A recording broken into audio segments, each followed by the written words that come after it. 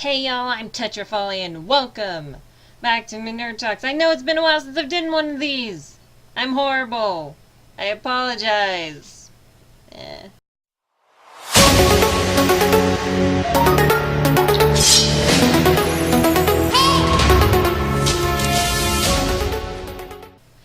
Anyway, today we're going to be talking about Dr. Fate. I said a while ago that I was going to be doing Dr. Fate, and this one actually is where you guys come in. I actually got a suggestion from someone named Jay Raid, who asked me if I would do, toss into my mystical hat of random stuff, if I would consider doing a Dr. Fate episode, and ironically it came right after the Doctor Strange one I did. So, that's what I'm talking about today. And now, to be more clear, I am not, I repeat, not talking about the movie and TV show adaptations, because technically Dr. Fate, well, I'll explain a little bit more later why I'm not talking about them. So anyway, Dr. Fate first appeared in More Fun Comics number 55 in 1940. Yeah, he appeared a very long time ago. And he was originally actually a backup feature after Spectre, but eventually Dr. Fate would overshadow the character that he was originally following. So, sucks to be Spectre, I guess.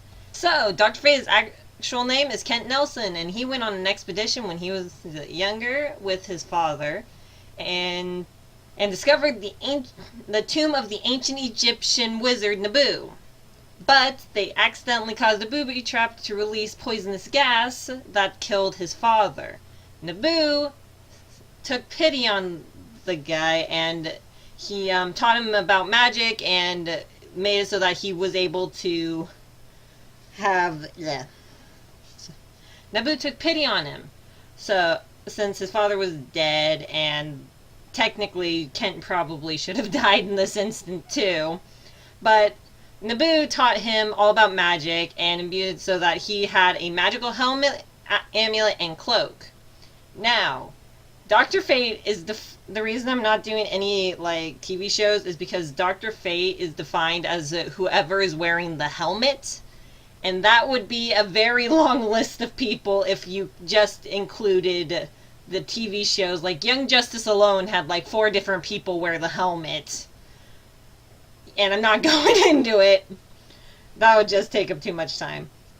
Eventually, so anyway, back to where we were. Kent eventually met his soon-to-be wife, Inza, I think that's how I pronounce her name, Inza Kramer, and then he eventually decided to fight crime and was one of the founding members of the Justice Society. Yep. Not the Justice League, the Justice Society. He is a different person. There you go. Anyway, he eventually does become part of the Justice League, but that's later. So Kent and Inza lived for a while. They used Nabu's magic to keep themselves young for a very, very long time. Until the 1980s, where things took a pretty drastic turn. So they fought against someone named the Kali Yuga, who caused them to lose their magic. So they didn't have their magic anymore, and it caused them to rapidly age. Inza eventually actually killed herself, while Kent found the next Dr. Fate. He had to find someone to become Dr. Fate. That's the cool thing about Dr. Fate, is it doesn't have...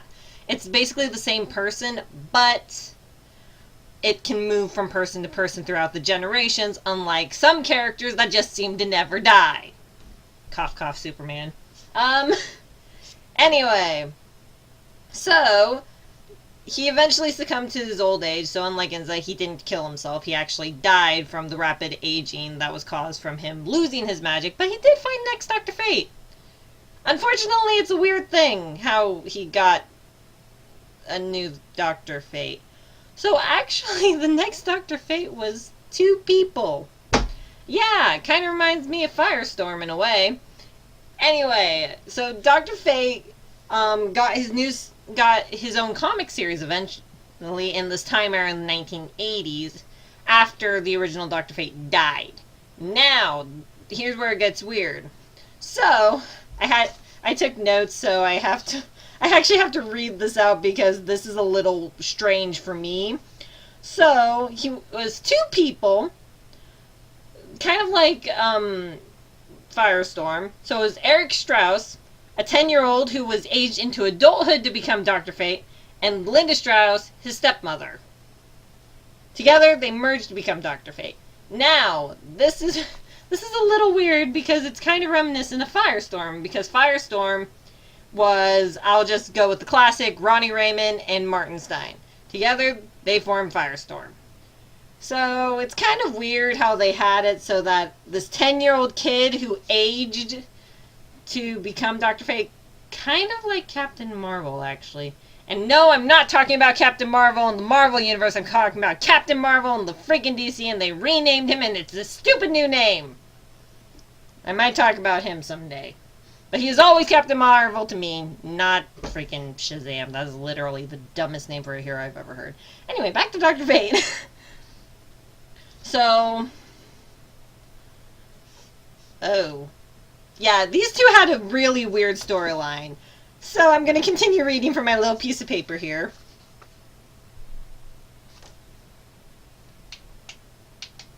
I'm going to continue reading from my piece of paper. So, making it weirder is the fact that Nabu was mentoring them. That's not weird. What was weird was that he was doing it by possessing the dead body of Kent Nelson. So, a dead Egyptian wizard and possessing the body of a dead superhero to mentor a man and his stepmother who merged to become another superhero. Yeah. That's totally not weird or anything. So I'm gonna just finish out reading this paragraph because, woo, it's a doozy. So, Eric died. Alright. So, no biggie. The woman, his stepmother, Linda, became Dr. Fate. Not too weird. That just kind of makes sense. But then she died, and then they were both reincarnated, and don't yell at me if I screw this last name up, as Eugene and Wendy Dibelia. Don't quote me on that name pronunciation. A husband and wife. Yeah. The stepmother and the stepson reincarnate to become husband and wife. And then the reason for this was that their eventual daughter was supposed to play a very important role in the next age of mankind. So, let's just say that world was scrapped because it was so very creepy. Like, very creepy to the point of, honestly, that just was messed up. But, yay! Original Dr. Fate was back! So, Kent and Inza Nelson were back. And they were their souls were inhabiting the Amulet of Anubis. Anyone from Egyptian class should know who that is. I mean, seriously. Anubis. Jackal-headed god of funerals, actually. So anyway, Nabu. Yes, Nabu's back, and I don't know why he didn't do this in the first place. Resurrects them into younger bodies. But only Inza could actually wear the helmet and become Dr. Fate. So it wasn't Kent behind the mask, it was his wife. So the helmet was revealed to not be inhabited by Nabu, but by a Lord of Chaos. Now, I didn't mention this before, but Nabu is actually a Lord of Order, not a Lord of Chaos. Chaos is more messed up, and the helmet might have caused Inza to go off the deep end, because she kind of went cuckoo, but eventually everything went back to normal, happy, and they merged together to become Dr. Fate. Well, they could, or they each, if need be, could become Dr. Fate by themselves. Not quite as creepy as Eric and Linda over there. That was just messed up. So, they were back, and then they got screwed over by Zero Hour. So when Extant, who was also known as a time traveler named Hawk, rapidly aged them. Yes, this is the second time they're being rapidly aged, but this time they don't die. So Hawk scattered the cloak, amulet, and helmet so they weren't near each other across the world, and Kent Ninza retired because by then they were like ancient. I don't even know a specific age. I don't even think there was one. Which brings us to the next version of Dr. Fate. The 90s was a messed up time for comics. I mean, seriously. Let's just throw this out there that Superman had become slightly messed up, but thankfully they got rid of that. Blue electricity powers. Kind of messed up. Anyway, so we get to the next Dr. Fate named Jared Stevens. He was a smuggler who was hired by Inza and Kent to find the helmet, cloak, and amulet of Dr. Fate. Something tells me we all know where this is going. He becomes the new Dr. Fate. Blah, blah, blah. Except there's more to the story. So what happened was that he got them. He got them. So what? But so the Nelsons tried to pick up the amulet, the artifacts, but were killed again by demons. Yeah. They were rapidly aged. They retired. Then they decided they wanted out of retirement. Hired a guy to go find the stuff. Tried to collect the stuff. And then died by demons. They had a very screwed up life. Let's just be honest. Their life was messed up. So, the amulet exploded, and so for those of you who don't really know what Dr. Fate's amulet is, it's an Ankh, I think is how it's pronounced. It's a symbol of life in Egypt. Well, amulet went kablooey in Jared's face and suddenly smack right on his face. Got that symbol embedded on his, like, right on his eye. Yeah, and then he was an idiot and melted the helmet and made it into Ankh-shaped darts and a knife.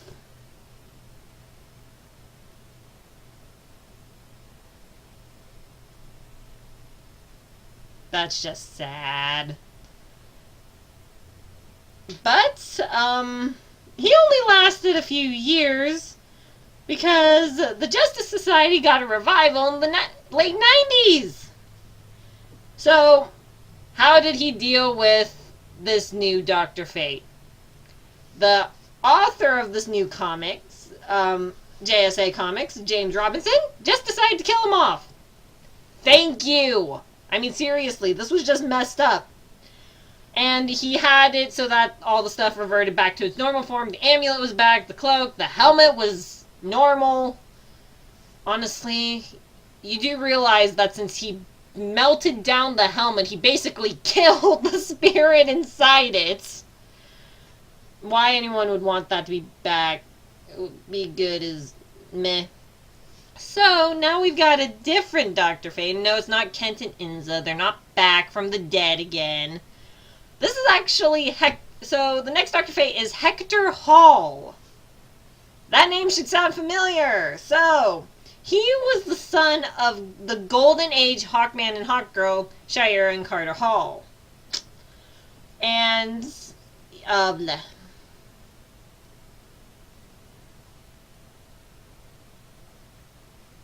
So, he was shortly this Dr. Fate, but, he became a hero known as the Silver Scarab, even though Dr. Fate stuff is all gold.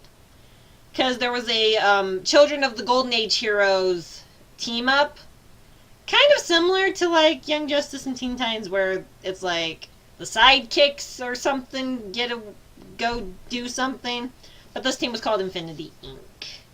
So yeah, he died like everything else. But that all was before he became Dr. Fate. He actually married the daughter of the Golden Age Wonder Woman and then died. Wait, yeah, then he died. But he was able to be reincarnated. Just randomly reincarnated. Definitely his parents' child, that's for sure. So in JSA number 4 for the new JSA comics, he was reincarnated into a new body and became the new Dr. Fate. Yeah. What was weird, though, is that he was reincarnated as the son of Hank Hall and Dawn Granger. Hawk and Dove, basically, is who he became. So he went on to be Dr. Fate for a while, and he was trying to find his wife, Lita, who was, as mentioned before, the daughter of the Golden Age Wonder Woman. He eventually found her, and they lived happily ever after! Yay! Until Crisis on Infinite Earths, that is, and Spectre decided to destroy everything magical. Yeah. Spectre's back! Surprise! Yeah, Crisis on Infinite Earths was a really messed up comic. I might mention it. I might do one later. If you guys want to see that, let me know, because let me just say, that would be a multiple part one, because Crisis! Holy crap, they killed off so many people! Anyway, so, Hector and his wife were trapped on a frozen mountain, fighting demons. And their son Daniel appeared and offered them a place in the Dreaming. So Daniel had become the next incarnation of Dream at the end of another comic series titled The Sandman. So their physical bodies died, and their souls left for this new place. So the Helmet of Naboo didn't exactly have an owner. Until Kent Nelson. Yes, we're back to someone named Kent Nelson. He is actually the grandson of the original Dr. Fate. So, wait, is that right? Yeah, I'm looking at my notes again. It's like, apparently, so, they had to put the V in his name to, direct him away from the original. So it's Kent V. Nelson. Kent Nelson's the original's grandson, obviously. So, various heroes tried to wear the helmet because everyone decided they needed Dr. Fate, we need Dr. Fate, blah, blah, blah. And eventually it landed in Kent's hands. So he was a psychiatrist who had an affair with a patient, and he had been married, but his wife eventually left him. And then another one of his patients mowed down a lot of people with a car, so basically killed a bunch of people.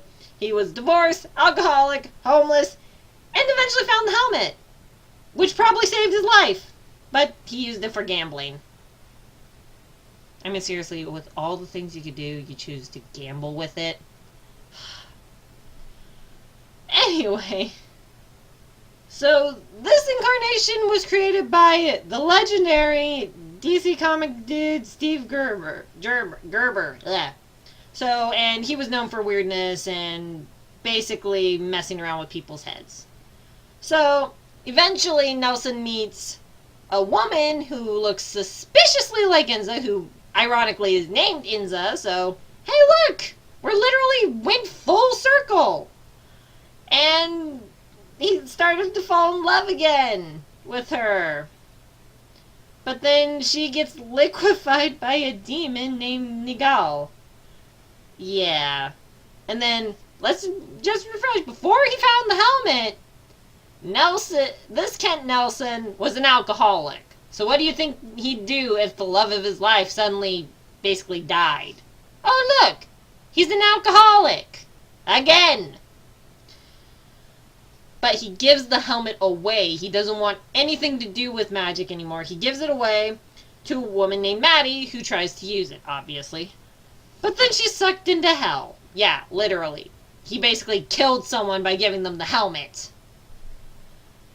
But that led to a cliffhanger for the last issue of this new comic because Steve Gerber died, which was sad. This last issue with Kent was so there was a different last issue where it's like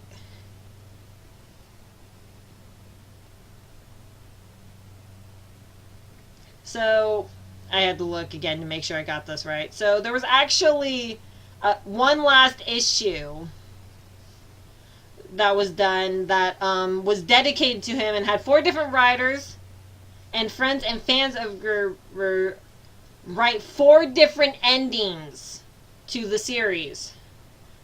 One of them featured another character that Steve Gerber had created, but each ending had Kent, Inza, and Maddie escaping from Nigel and living happily ever after. Unfortunately, New 52 happened. Honestly, I don't care much for those comics. I like the original about 10 times better. So, there's Kent Nelson. He was the last Dr. Fate before New 52, which brought in a different guy named... Don't yell at me if I mess up the names. Please don't. So, okay. So apparently there was 2 Dr. Fates in New 52. One of them was Dr. Fate of the normal Earth. So there was Khalid Kent Nassor. He wasn't the first Dr. Fate, but he was for Earth 1, I believe. But he wasn't the first Dr. Fate of New 52. That was Khalid Ben Hassan. It's weird. Don't yell at me. So he was Dr. Fate of Earth 2. But Earth 0 didn't have a Dr. Fate for a while.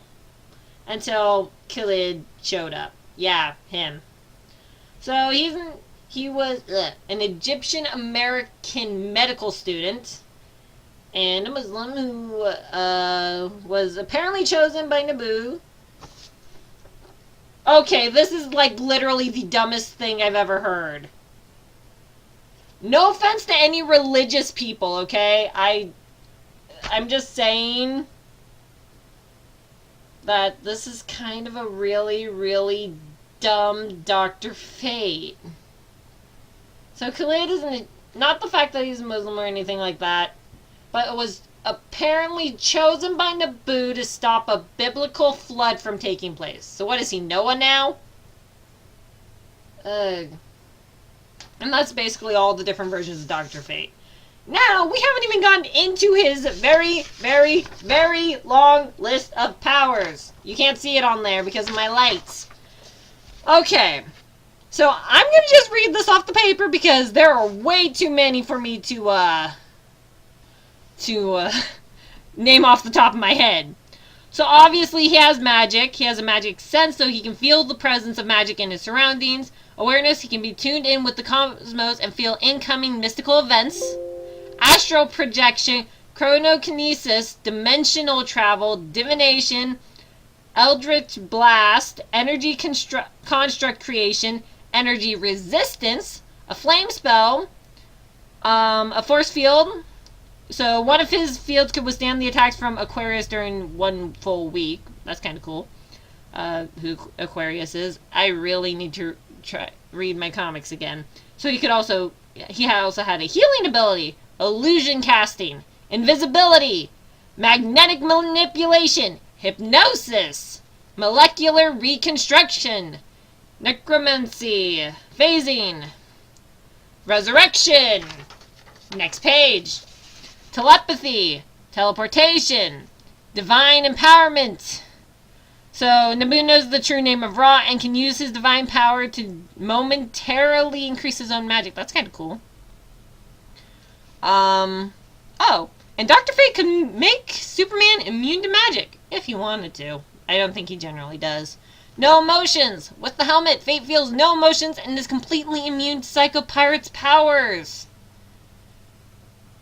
But without the helmet, yeah, that's basically the list that he has generally with the helmet. But Kent Nelson by himself without the helmet has immortality, invulnerability, telekinesis, flight, enhanced strength. I really need to turn off my phone during this. Okay, that is just what Kent can do without the helmet, as I was saying before that interrupted! Anyway, Kent by himself has immortality, invulnerability, telekinesis, flight, enhanced strength. But he can... So that's the only superpowers he has, but he has a bunch of little things he can do. So he's amazing at archaeology, which is how he originally found the helmet with his father. Well, found Naboo and got the helmet. Basic hand-to-hand combat, occultism, medicine. So Kent was originally a physician, actually. And he actually does have a few weaknesses. So the main one, obviously, is if he doesn't have the helmet. If he's separated, he's a lot more weakened, but he can still do things. His invulnerability, I guess this kind of links to how he found the helmet. Like, Naboo took pity on him, gave him the stuff when his dad died from poison gas. So his invulnerability does not protect him against gas attacks. At all. And Fate's power actually needs to be restored, like, daily. So after long mystical battles or casting, like, really, really, really, really big spells, he actually has to take a break and go, okay, I need to restore this. And so, but in the early days, the original Dr. Fate was invulnerable to almost everything except gas of any kind, or he could also be completely paralyzed if he was deprived from air to breathe. So the original Fate actually could basically just live without air. Like, just sit there without air. Kind of cool when you think about it. Anyway, that is all about Dr. Fate. Now, let's see what I'm talking about next time. Yes, I've got a bunch of stuff in my hat. And once again, thank you to J. Raid for giving me the suggestion for Dr. Fate. If you guys want one of your suggestions to land in my little hat here, be sure to leave something down below in the comments, and subscribe if you want to see more from me. So, let me mix this up, and I've got